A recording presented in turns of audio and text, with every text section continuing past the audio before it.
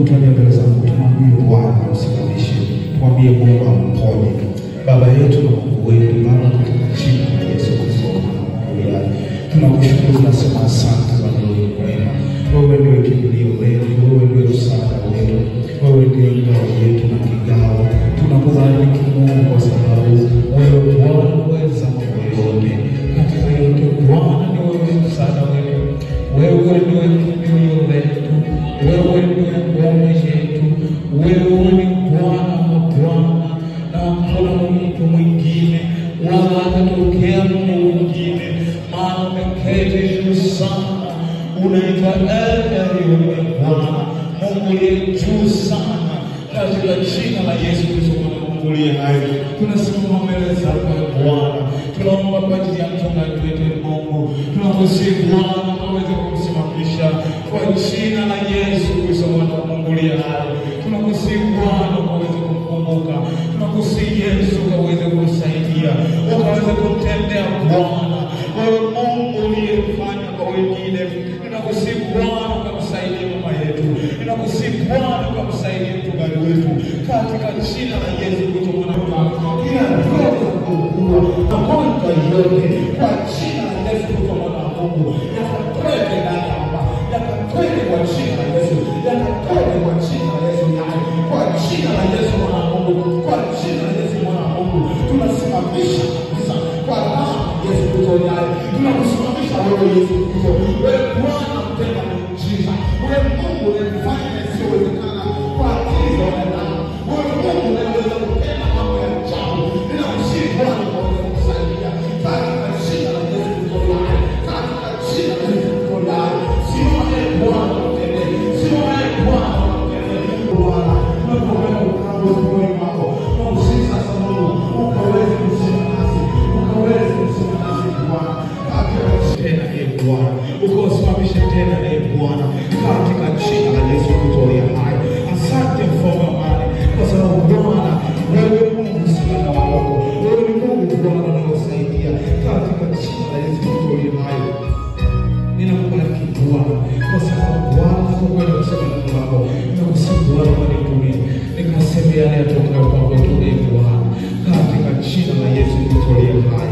Asante Mungu wetu, asante Baba yetu, kwa sababu wewe ni mwema, katika jina la Yesu Kristo Mungu aliye hai. Amen. Mungu awabariki sana worship team. Bwana Yesu azidi kuwatumia, Mungu azidi kuwasaidia, kuwajaza nguvu na kuwapandisha katika viwango. Tutakwenda kujifunza neno la Mungu la siku ya leo.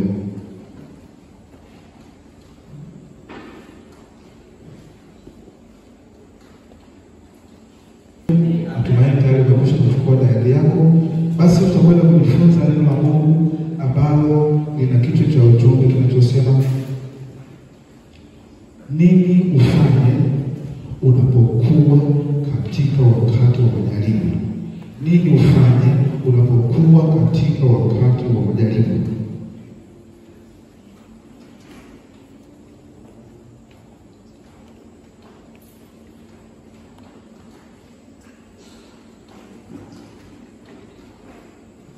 Hebu tusome Zaburi ya 51.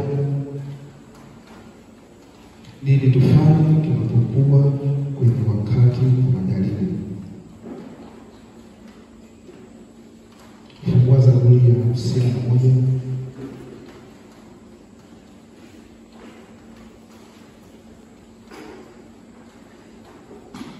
Kuanzia mstari wa kwanza tutaenda hadi mstari wa 12.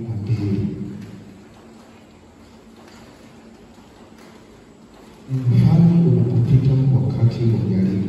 Bwana Yesu asifiwe. Hili neno la Mungu ambalo Bwana amependa asubuhi ya leo tuweze kujifunza. Sisi kama wana wa Mungu au mtumishi yote wa Mungu ambaye yuna safari ya kwenda mbinguni, huwa anapita wakati wa majaribu. Kila mtu huwa anapita kwenye kipindi kigumu. Kila mtu huwa anapita kipindi ambacho anaweza kuwa anafikiri kwamba nimefika mwisho wangu umefika, hapa siwezi kuendelea mbele tena. Lakini nikwambie mpendwa, katika nyakati hizo watu wa Mungu, watu waliosimama na Mungu, watu ambao maisha yao wameyatoa kabisa kwa Mungu. Hapo katika kipindi ambacho watu hao wanakuwa kwenye kipindi kigumu, hawaoni njia, hicho kipindi huwa wanamwamini Mungu na Mungu hufanya njia, huwa anatokeza. Bwana Yesu asifiwe. Nini ufanye wakati unapokuwa kwenye wakati wa majaribu mazito? Majaribu mazito. Bwana nakushukuru. Tunakusihi Bwana, unasema na kanisa lako. Mungu wa mbinguni nakuita Bwana. Sema na watu wako asubuhi ya leo. Sema na watu wako Bwana. Na kama kuna mtu Bwana ambaye yuko katika kipindi kigumu Bwana, nakusihi asubuhi ya leo, ikiwa ni siku ya kufunguliwa kwake, ikiwa ni siku ya kutoka kwake katika ugumu huo, ikiwa ni siku yake ya kuwekwa huru Bwana, kwa jina la Yesu Kristo mwana wa Mungu aliye hai. Asante kwa sababu wewe ni mwema. Asante kwa sababu wewe ni Mungu utakwenda kufanya, katika jina la Yesu Kristo aliye hai. Amen. Tasoma kitabu cha Zaburi ya 51 mstari wa kwanza. Biblia inasema kwamba Mungu unirehemu sawa sawa fadhili zako, kiasi cha wingi wa rehema zako. Uyafute makosa yangu, unioshe kabisa na uovu wangu, unitakase dhambi zangu. Maana nimejua mimi makosa yangu, na dhambi yangu ii mbele yangu daima. Nimekutenda dhambi wewe peke yako, na kufanya maovu mbele za macho yako. Wewe ujulikane kuwa una haki unenapo, na kuwa safi utoapo hukumu. Tazama mimi na niumbwa katika hali ya uovu, mama yangu alimchukua mimi na hatiani. Tazama wapendezwa na kweli iliyoko moyoni, nawe utanijulisha hekima kwa siri. Unisafishe kwa hisopo, nami nitakuwa safi. Unioshe, nitakuwa mweupe kuliko theluji. Unifanye kusikia furaha na shangwe, mifupa ulioiponda ifurahi. Usitiri uso wako, usitazame dhambi zangu. Uzifute hatia zangu zote. Mungu, uniumbie moyo safi.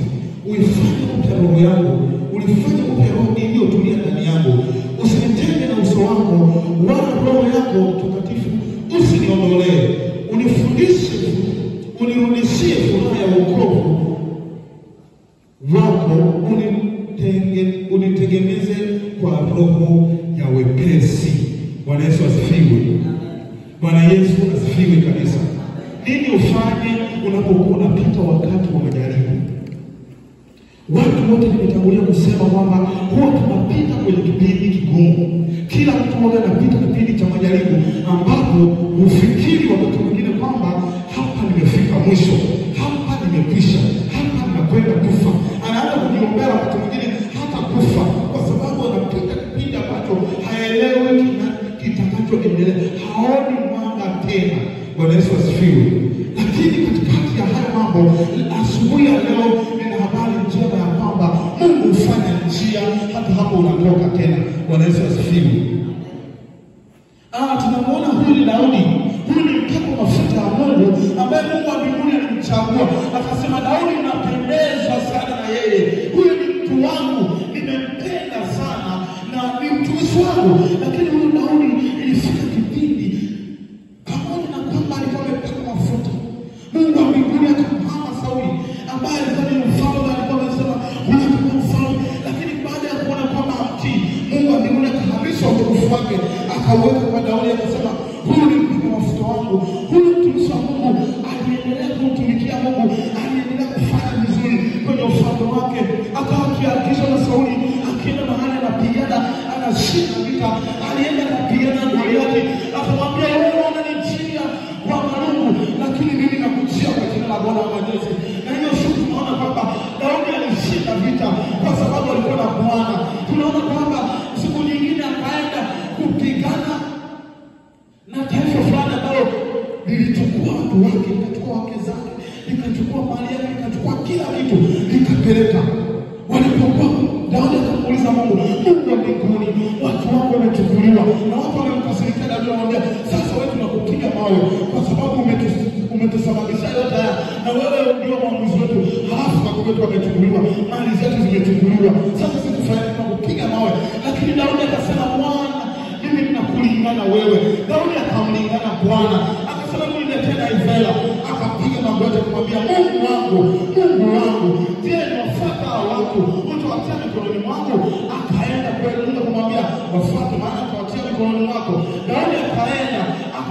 wale watu.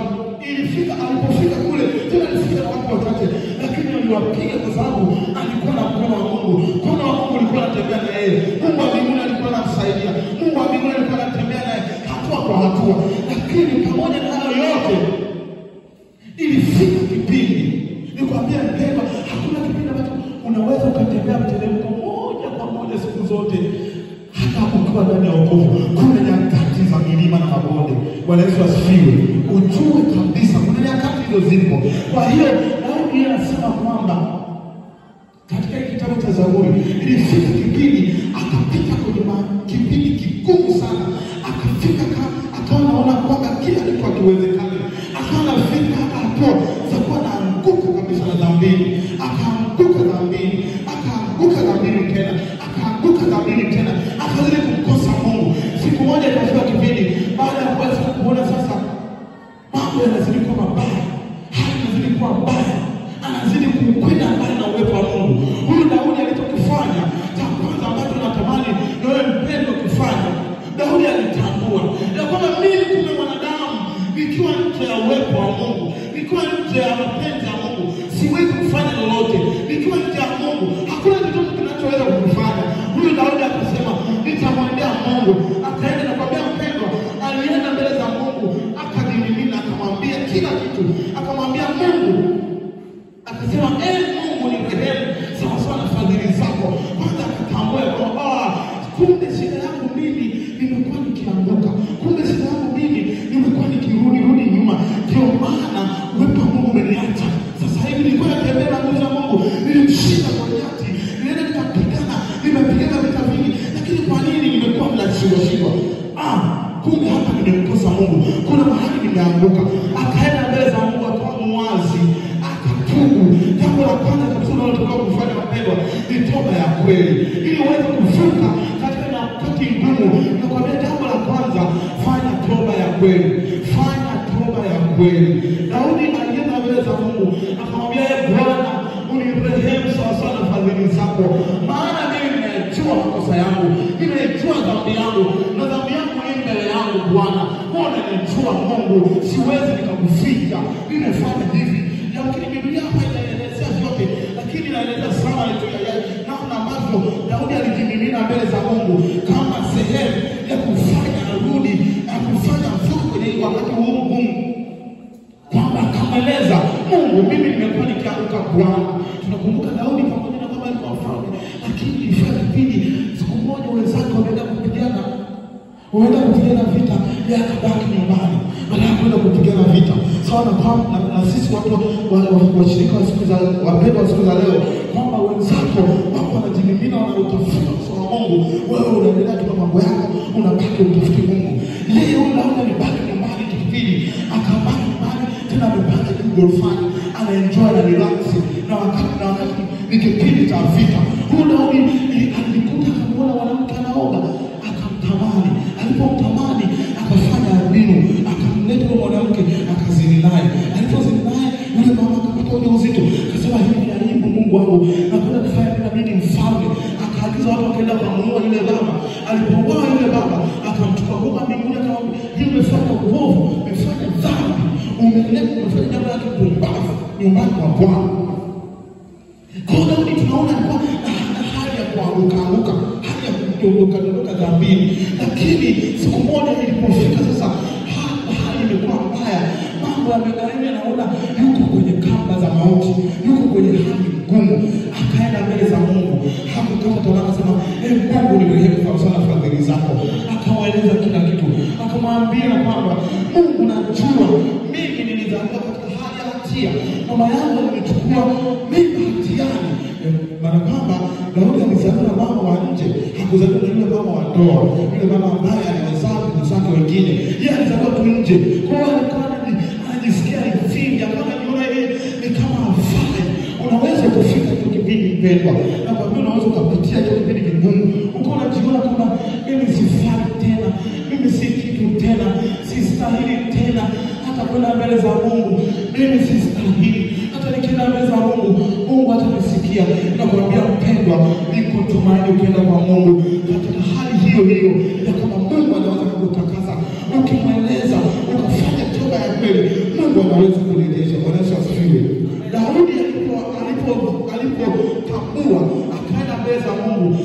akamwambia, hebu tusome tena. Nimekutenda dhambi wewe peke yako na kufanya maovu mbele za macho yako. Wewe ujulikane ya kuwa una haki unenapo na kuwa safi utoapo hukumu. Maana alikubaliana na hukumu ya Mungu. Kwa maana yote wakati mwingine Mungu alikata kwa sababu nimefanya uovu, nimefanya mabaya, maana hukumu hii imenifika. Akasema ujulikane na haki. Wewe Mungu hata kama ninapita hapa, una haki kwa sababu nilipata kwa sababu ya maovu yangu. Akasema tazama mimi naliumbwa katika hali ya uovu. Mama yangu alitupa mimi hatiani. Tazama wapendeza na kweli iliyopo moyoni. Nawe utanijulisha hekima kwa siri. Alijua kwamba nitakapofanya toba ya kweli, Mungu wa mbinguni atanitoa hapa. Na nilikwambia mpendwa kwamba ukifanya toba ya kweli, Mungu wa mbinguni atakusamehe. Yeye ni Mungu wa rehema. Msamaha wake hauna mwisho. Kusamehe kwa Mungu hakuna mwisho. Yeye atakutakasa kabisa, na kisha atakapokuja kutakasa atakuweka huru. Akisha kuweka huru atakufundisha. Biblia inasema atakufundisha na kukuonyesha njia utakayoiendea. Jicho lako likutazama. Mungu wa mbinguni akikufundisha njia utakayoiendea, hautajikwaa mpendwa, hautajikwaa hata kupita katika moto. Biblia inasema kwamba hautateketea. Hata ukipita katika maji mengi, kwamba sasa majaribu yanakufikisha, unaona kwamba hapa sioni njia tena, naanza kuangamia. Lakini wakati huo uko na Mungu wa mbinguni atakufundisha na kuonyesha njia utakayokwenda kutoka. Maana Biblia inasema kwamba njia za kutoka mautini zina Mungu wetu. Bwana Yesu asifiwe. Kwa hiyo kuna tumaini kwa Mungu wetu ukimwendea kwa toba. Wapenda, tunasisitiza siku ya leo ya kwamba inatupasa kufanya toba ya kweli. Wakati mwingine kumbe waweza kuwa unapita katika changamoto, uelewe kwa unajiuliza kwa nini, lakini kumbe shida. Hebu chunguza, jaribu kuchunguza maisha yako. Chunguza, fanya toba ya kweli. Na toba ya kweli sio kutubu tu kwamba Mungu naomba unisamehe kwa sababu Mungu nimefanya uovu, Mungu nisamehe. Baada ya hapo, kutoka hapo unakwenda tena unarudia kitendo kile. Mpendo, hiyo sio toba ya kweli. Toba ya kweli maana yake unajutia. Ukimsikiliza Daudi hapa utatambua ya kwamba kwanza alikuwa amejuta. Kwa nini nimefanya haya? Kwa nini nimekuwa nikifanya maovu haya? Kwa nini nimekuwa nikirudi katika uovu? Kwa nini nimekuwa nikianguka? Kwa nini nimekuwa nikifanya mabaya? Mungu wa mbinguni huyu Daudi akamweleza, Mungu nimefanya hivi, Mungu ni rehemu, mimi nimekuwa katika hali ya kuanguka, Mungu nisamehe. Tazama wapendezwa na kweli. Mungu hapendi mtu anayefanya maovu halafu akifanya maovu huyu mtu anajificha, ananyamaza kimya na uovu wake, anafungia, anasema hapa simambii mtu yoyote, sisemi chochote, hasa ananyamaza kimya. Utakufa peke yako, utakufa katika dhambi. Lakini ukijua kwamba nimefanya uovu halafu ukapiga magoti mpendwa, ukadhamiria kutoka ndani, ukamweleza Mungu wa mbinguni anatakasa mpendwa. Mungu wa mbinguni anasamehe, na akishasamehe ukishafanya safi, sasa hiyo ni hatua ya kwanza kabisa itakayofanya wewe utoke katika hali ya kujaribiwa au utoke katika hali ya shida yako.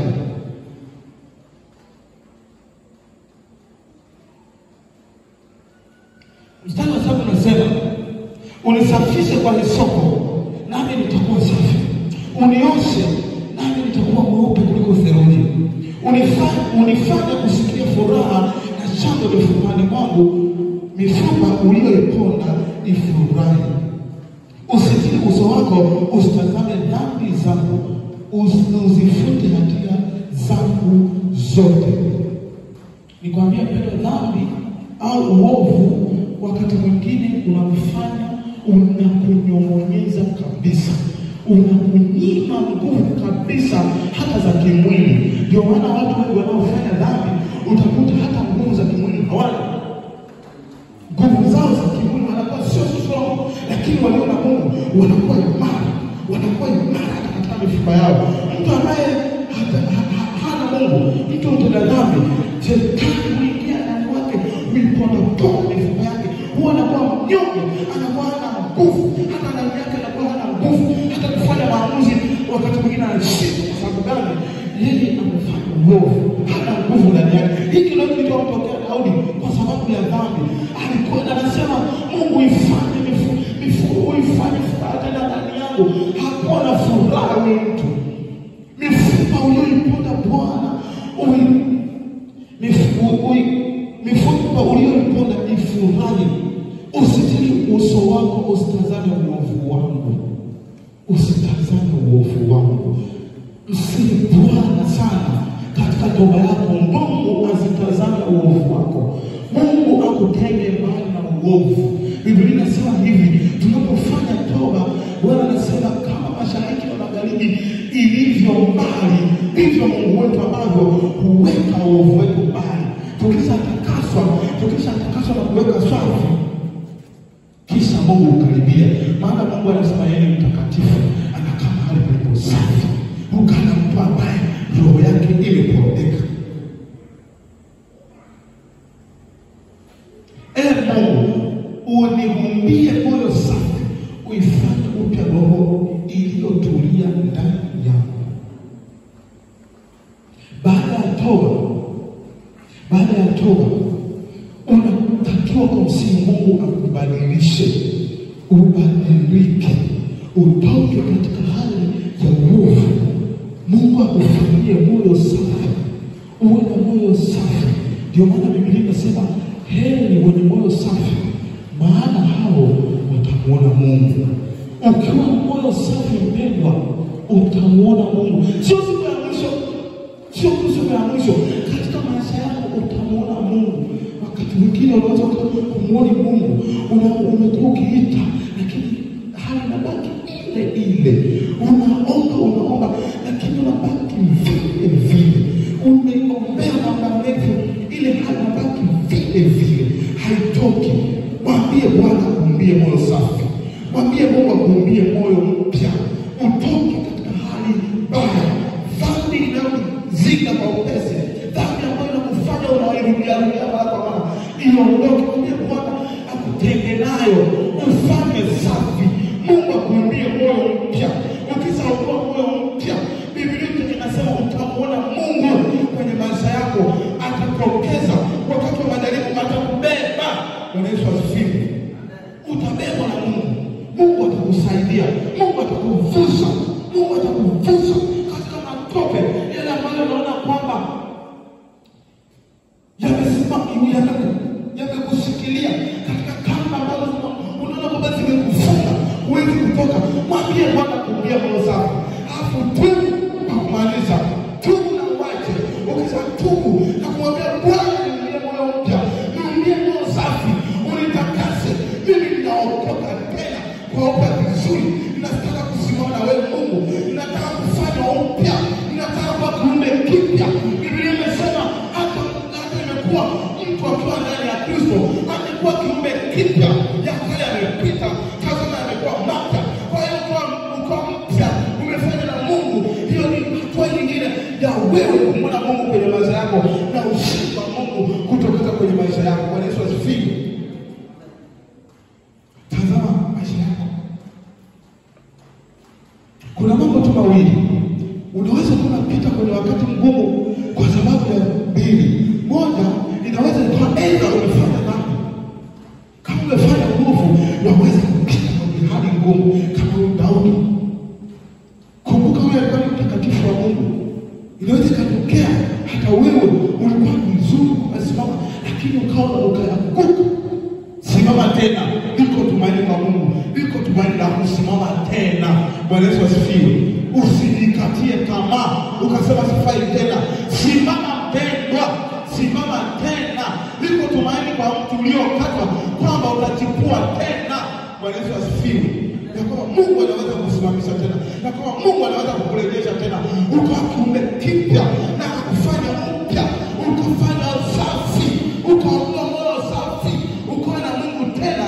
Na Mungu wa mbinguni akaanza kujidhihirisha tena kwenye maisha yako. Mungu akawa anajidhihirisha kwenye maisha yako mpendwa. Hakuna jambo zuri kama hilo. Hakuna utajiri mkubwa kama Mungu kuwa kwenye maisha yako.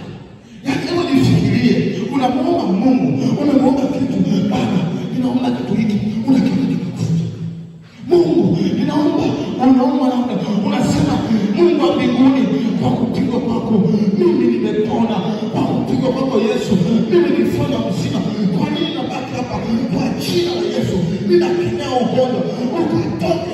Halafu ghafla ukakaa kidogo, ukaanza kujiona wewe, ukakaa kidogo, ukajiona umepona kabisa. Unajisikiaje mpendwa? Ulikuwa na tatizo la uchumi, unaona uchumi wako unakaa vizuri, ukamwita Mungu.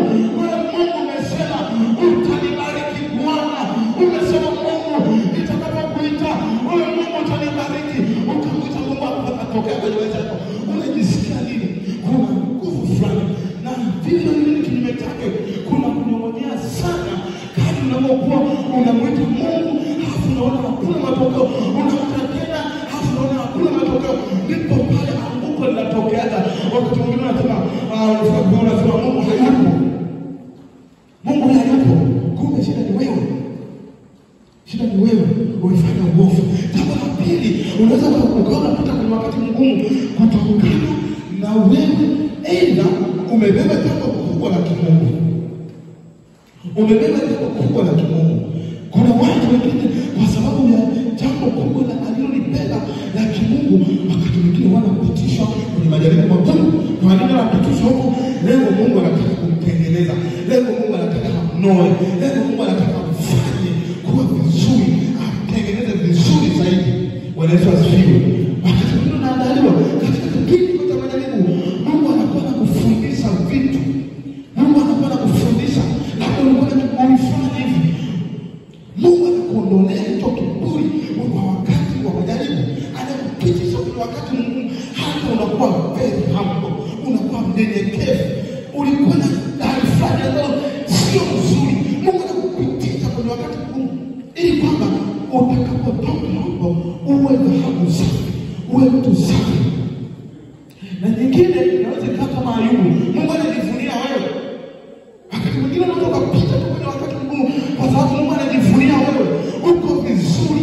Mungu amekuona kutazama, Mungu amekuona kuangalia duniani, akiangalia na kusema, oh, ninamuona mzee Musa, ninapendezwa naye, ninapendezwa na huyu baba, ninamuona fulani, ninapendezwa na huyu mtu. Halafu katika kujivuna kwa Mungu kwamba huyu mtu wangu ananipendeza, shetani anakwenda mbele za Mungu anasema, oh, kwa sababu tumembariki huyu, kwa sababu tumempa gari, kwa sababu tumembariki, ana fedha, ana kazi, ana kitu hiki, umembarikia na hiki, umempa afya, umempa familia nzuri, umempa watoto wazuri, maisha yake ni mazuri. Ndio maana yuko anatukuza. Hebu vile vitu uone, unaweza kupita wakati mgumu, lakini wakati huo uwe makini sana. Utambue mambo mawili kwamba je, uko safi, ujue unapitishwa wakati ambao Mungu anataka kufundisha. Lakini ukigundua kwamba kuna uovu, fanya toba ya kweli kama tulivyojifunza kwa Daudi. Yeye alifanya toba ya kweli, akamwambia Bwana, uniumbie moyo mpya. Akajua hii roho nilionayo hii ya kwenda kuanguka mara kwa mara, hii hali nilionayo hii, Bwana nakuwa najaribu na kama nataka kutembea, lakini nikuta niko pale pale, niko na maji, niko pale pale, sisogei mbele. Akajua kwamba kumbe kulikuwa na uovu. Akamwambia Mungu, unirehemu. Hapo mstari wa 11 amekwisha kumwambia Bwana uniumbie moyo safi. Namna gani? Anasema mstari wa 11, usinitenge na uso wako, wala Roho yako Mtakatifu usiniondolee, wala Roho yako Mtakatifu usiniondolee. Bwana Yesu asifiwe. Hapa kitu kingine ambacho kitakusaidia, Mungu akishakuumbia moyo safi, Bwana mwambie akupe Roho wake Mtakatifu. Roho wake Mtakatifu atembee na wewe. Wakati wa majaribu ni vizuri sana ukawa unatembea na Roho wa Mungu. Roho wa Mungu awepo ndani yako. Yeye atakuwa anakufundisha kwamba mwanangu, hapo unapopita unapita ni kwa wakati tu, songa mbele. Lakini ukiwa unapita bila Roho Mtakatifu, utakufa katika majaribu, utaanguka kabisa. Lakini ukiwa na Roho Mtakatifu, atakutia nguvu, atakwambia ni wakati tunapita, ulipo tumaini, utavuka. Hapo unapopita utavuka tena. Bwana Yesu asifiwe. Usiwe kama Sauli alipendwa kabisa na Mungu. Ndio maana Daudi alitambua hili kwamba Sauli ameniandaa Roho Mtakatifu, nikapewa mimi. Akasema na mimi nimeanza kufanya maovu. Hii hali nikiendelea nao, hii nitatengwa na uso wa Mungu, na nikitengwa na uso wa Mungu itakuwa ni hatari. Ujue Sauli ameshakufa zamani, alishauawa, familia yake ishauawa, watoto wake wameshakufa, ufalme wake haupo tena. Yeye ndio mfalme. Na mimi nikiwa hivi katika hali hii, nitaharibika kabisa, nitatengwa. Ndio maana kamsihi Mungu kwamba usinitenge na Roho wako Mtakatifu, usinitenge na Roho wako Mtakatifu. Na mpendwa, msihi Mungu asikutenge na Roho wako Mtakatifu, wala Roho wako Mtakatifu asimuondoe ndani yako. Roho wa Mungu akiwepo ndani yako, Biblia inasema atakuongoza na kukutia kwenye kweli yote. Bwana Yesu asifiwe. Yeye atakusaidia, yeye atakutia nguvu.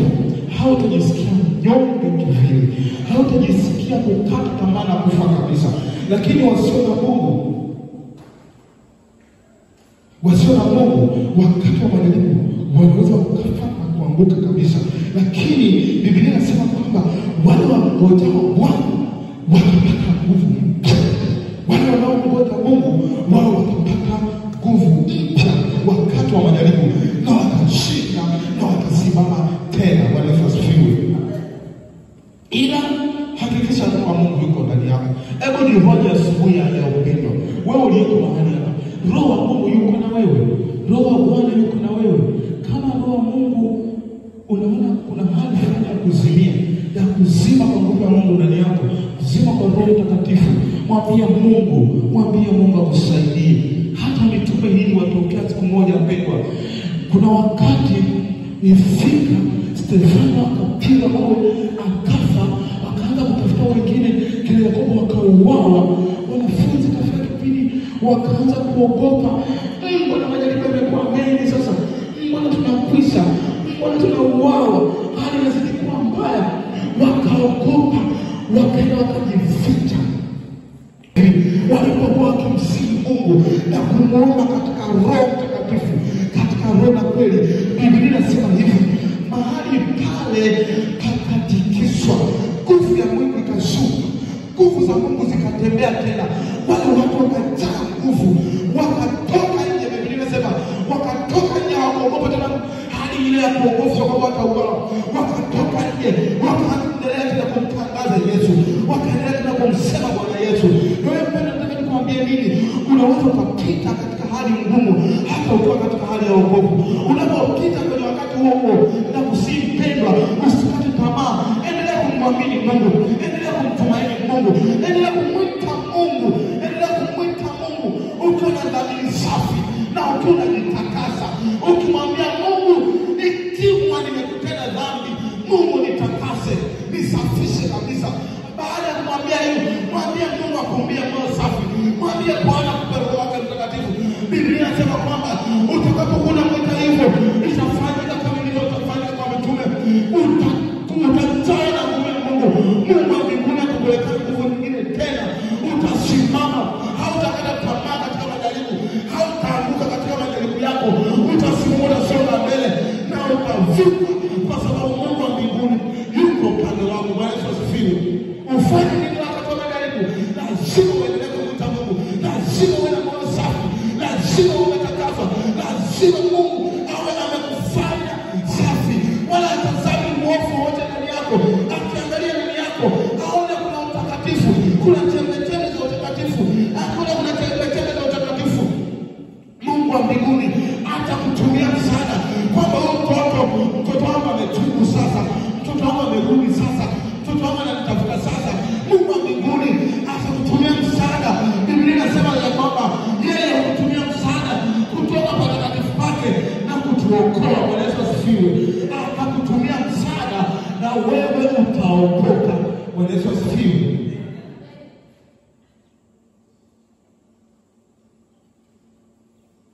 Mstari wa 12 anamalizia, unirudishie furaha ya wokovu. Furaha ya wokovu wako unitengeneze kwa roho ya wepesi. Unitengeneze kwa roho ya wepesi. Asubuhi leo nataka nikutie moyo. Chunguza ndani ya moyo wako. Chunguza maisha yako. Chunguze tena na tena. Ujisafishe, mwambie Bwana kutakasa, akufanye vizuri. Kama unapita wakati mgumu, kama unapita wakati wa kuanguka, nakwambia usikate tamaa. Ndipo tumaini la kusimama tena. Hata Daudi alianguka, wewe simama tena, lakini sio sababu ya kusema kwamba unaenda kuanguka tena, unasema kwamba ndipo tumaini la kusimama, unarudia tena, unafanya ovu, unaenda tena, unatubu, unarudia, unafanya. No. Nataka nikwambie tu kwamba Mungu wa mbinguni ukishamuomba hututakasa kabisa. Biblia inasema Bwana Mungu awatakase kabisa nafsi zenu, roho zenu na miili yenu. Maana kuna utakaso wa aina 3. Nafsi yako itakaswe, yaani nafsi yako iwe safi, kusiwe na mawazo mabaya ndani yako. Roho yako itakaswe. Roho yako itakaswa, utakuwa safi na mwili wako utakaswe. Na katika utakaso hivi vitu vitatu, kuna utakaso, huo utakaso unafanyika kwa aina tofauti. Nafsi inatakaswa na neno. Na kutakasaje neno la Mungu? Biblia inasema Yesu aliwaambia, alikuwa anaomba siku moja akasema, Baba uwatakase kwa ile kweli. Neno lako ndio kweli. Maana yake unapolisoma neno la Mungu kila siku linakutakasa, linakufanya safi. Unaposoma neno unagundua kumbe hii ni dhambi. Hii ni dhambi. Ukimwomba Mungu analeta nguvu ya kuiondoa hiyo dhambi ndani yako, inaondoka na nguvu ya uovu unaondoka kabisa ndani yako. Bwana Yesu asifiwe. Unakuwa utakaswa nafsi yako na kuna kutakaswa roho yako, unatakaswa kwa damu ya Yesu. Ndio maana tunapomwendea Mungu, unapoamua kuokoka, unaambiwa njoo tukuongoze sala ya toba. Maana yake hapa tunataka tukupatanishe wewe na Mungu kwa damu ya Yesu Kristo. Yesu Kristo anakuja anakuosha roho yako, unasafishwa. Na kisha mwili wako na unatakiwa kutakaswa. Mwili unaweza kuwa kusumbua nafsi, moyo wako unampenda Mungu. Unaweza kuna Daudi ilitokea hii. Daudi alikuwa anampenda sana Mungu, lakini mwili ulikuwa unamsumbua. Ndio maana alianguka katika uzinzi. Mwili ulikuwa hujatakaswa bado. Mwili ulikuwa unamsumbua. Mwili ulikuwa bado hujatakaswa. Mwili wako unatakiwa utakaswe. Ukitakaswa, ukafanyika safi katika hizi sehemu 3. Nakwambia mpendwa, utakuwa. Biblia inasema tokeni kati yao mkatengwe nao, msiguse kitu chochote kilicho kichafu, nami nitawakaribisha. Anasema nami nitawakaribisha, nami mtakuwa wanangu, nami mtakuwa baba kwenu. Mungu akuwa baba kwako mpendwa. Hata ukipita wakati gani, Mungu wa mbinguni atakumbuka. Hivi ni nani ambaye mtoto wake hapa akilia, au mama kani hapa mtoto wake mdogo akilia, anaanza kaendelea kufanya kazi zake zingine, na wakati mtoto wake analia? Hayupo mama kama huyo. Sijajua yupo mama kama huyo, sijui. Kama sisi anasema ikiwa sisi tulio ovu tunawasaidia watoto wetu hivyo, Mungu ndiye asiye sana. Ukiwa mtoto wake mpendwa, umetakaswa, umefanyika safi, hakuna ndoa, Mungu wa mbinguni anaangalia maoni yatia ndani yako. Nakwambia mpendwa, hata unapopita wakati wa majaribu, wakati mwingine unapita kwa sababu Mungu anajivunia wewe. Na ukishatoka hapo, Mungu anajivunia zaidi, anamwambia umeona, unajaribu mtu wangu, lakini bado anaendelea kusimama na mimi, bado anaendelea kunipendeza. Na Mungu akimwona atakutoa hapo, atakuinua. Ndio maana Biblia inataka watoto wa Mungu tunapookoka tupandishwe utukufu hadi utukufu. Tutoke level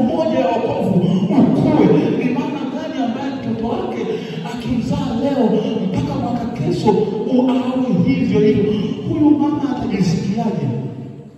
Ndivyo hata Mungu wetu anajisikia. Wakati mwingine tunapita katika magumu, Mungu anataka atutengeneze, atukuze katika imani. Ulikuwa na imani ya hapa, Mungu anataka kukupandisha. Ukivuka katika hilo jaribu, anakupandisha ngazi nyingine. Ukivuka katika hilo, anakupandisha ngazi nyingine. Ukivuka katika hilo, unapandisha ngazi nyingine. Ndio maana tunakwenda utukufu hadi utukufu, imani hadi imani, kutoka katika hali ya chini ya wokovu hadi hali ya juu ya wokovu, kiasi kwamba dhambi haina nguvu juu yako, mauti haina nguvu juu yako.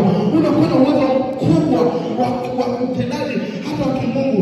Mungu wa mbinguni anatembea na wewe, hauhitaji tena kuombewa. Wewe ni mtu wa kuombea.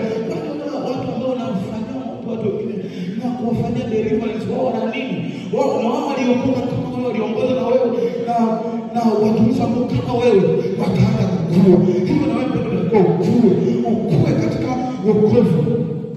Kwa hiyo inaweza kuwa unapita katika hali ngumu kwa sababu hii, au umebeba kitu kikubwa cha kimungu. Unamkumbuka Rebeka siku moja akasema, Mungu kama ni hivi, kama ujauzito ndio hivi, si bora nife tu sasa. Mungu akamwambia, hautakufa kwa sababu umebeba mataifa makubwa sana. Umebeba kitu kikubwa ndani yako. Unaweza kuwa mtumishi, unaweza kuwa unapita kwenye changamoto ngumu, kumbe kwa sababu Mungu anataka kutengeneze, anataka kutumia kwenye viwango vya juu vya kimataifa. Uwe mtu mkubwa sana, au Mungu anataka kumilikishe, akufanye kuwa na biashara kubwa, akufanye tajiri. Hivyo ni akufanye tajiri, akufanye tajiri mapema. Utakuwa unaambia watu tafuta hela, wewe kaka tu ndani. Utakuwa huna unyenyekevu wewe, lakini Mungu anakufanya unakuwa wakati mwingine hata chakula kingo ndani kabisa. Kuna baba yetu mchungaji, nampenda sana mchungaji Glorious, huwa anashuhudia kwa habari ya maisha yake kwamba alianzia chini sana, viwango vya chini sana. Lengo lilikuwa ni Mungu alikuwa anamnyenyekesha tu, alikuwa anamfanya awe mnyenyekevu. Ndio maana yule baba mpaka leo yaani ni mtu wa kusaidia watu, ni mtu anayependa watu, ni mtu asiyejivuna, ni mtu humble. Kwa nini? Alitamani kwamba atakapomwinua asije akajivuna, asije akainuka akanyanyua mabega na yeye kwamba hii utajiri nilionao, hii hali nilionao, hizi akili nilizonazo ni kwa sababu ninasoma sana darasani, ni kwa sababu ninafanya biashara, ninajua biashara, nina doctorate nyingi sana za biashara. No, Mungu anakupitisha katika ngumu ili akufanye unyenyekevu, ili watu wengine waje wasaidike kupitia wewe. Kumbe wakati mwingine Mungu anataka kukuinua, anakupitisha wakati mgumu ili kwamba uweze kufundishwa, utakapopandishwa juu uweze kustahimili. Bwana Yesu asifiwe. Kwa hiyo jiangalie mpendo wewe uko sehemu gani. Je, uko katika kipindi ambacho kama Daudi alipitia kwa sababu alikuwa ametenda Mungu dhambi? Tubu. Je, labda umebeba kitu kikubwa cha Mungu cha kuwasaidia wengine? Nakwambia usikate tamaa. Vuka. Bwana Yesu asifiwe. Utakwenda kusoma Zaburi ya 116. Andika Zaburi ya 116 mstari wa 3. Pale utaona Daudi kuna kipindi alipokuwa katika kipindi hiki, Biblia inasema kamba za mauti zilizunguka, shida za muziki zilipata, tabu nyingi na huzuni, lakini nikaliitia jina la Bwana naye akaniokoa. Bwana Yesu asifiwe. Labda kuna mtu atakayefika huko na wewe usome, useme nzuri sana. Ukimwita Bwana wakati wa magumu, yeye husikia. Na kama uzuri nikalitia jina la Bwana, Bwana, nakuomba sana uniokoe nafsi yangu. Naye Bwana aliokoa. Msema Bwana anasema haleluya, napenda Bwana kwa kuwa anasikiliza sauti yangu na dua zangu. Mungu wa mbinguni atasikia sana kwa kuwa anasikiliza sauti yangu na dua zangu. Na maombi yangu asubuhi ya leo ya kwamba utakapotoka mahali hapa, iwe kwamba utakapokuwa unamwita Mungu wa mbinguni aitike, akasikia dua yako na shida yako, Mungu wa mbinguni akakutatulie wewe kama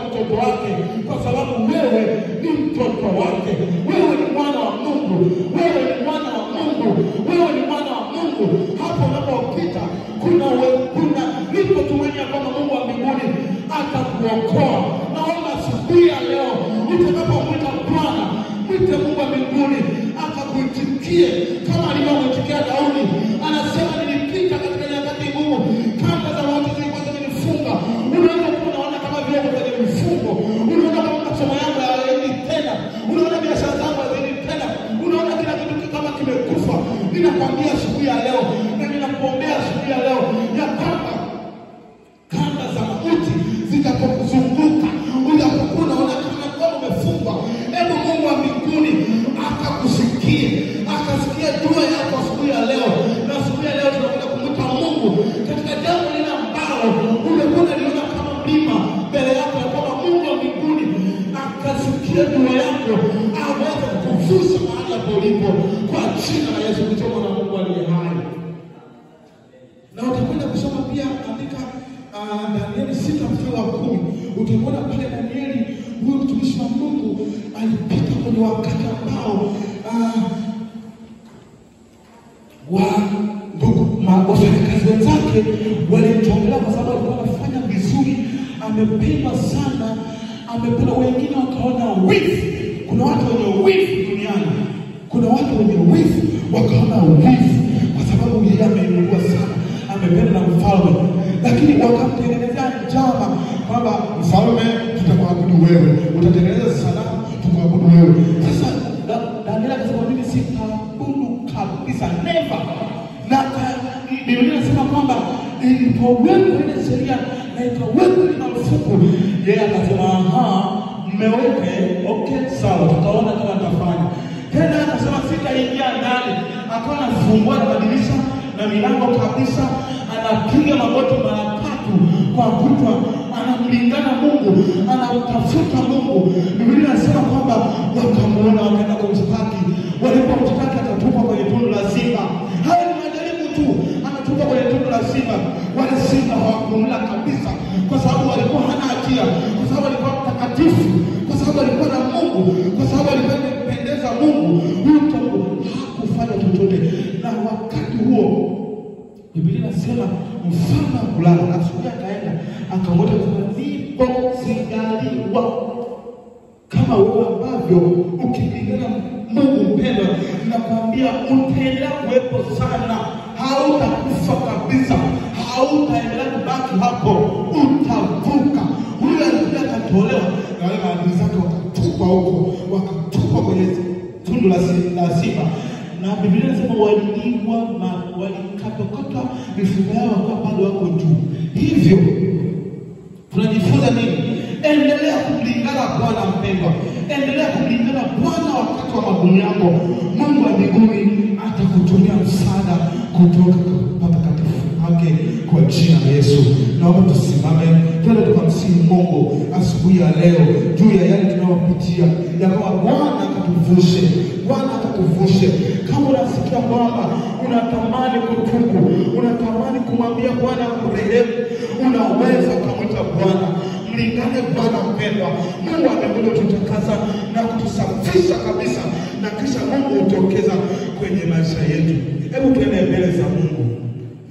Baba, katika jina la Yesu Kristo mwana wa Mungu aliye hai, tunakushukuru siku ya leo Bwana, kwa sababu umetufundisha ya kwamba Bwana tunapaswa kulingana wewe nyakati zote.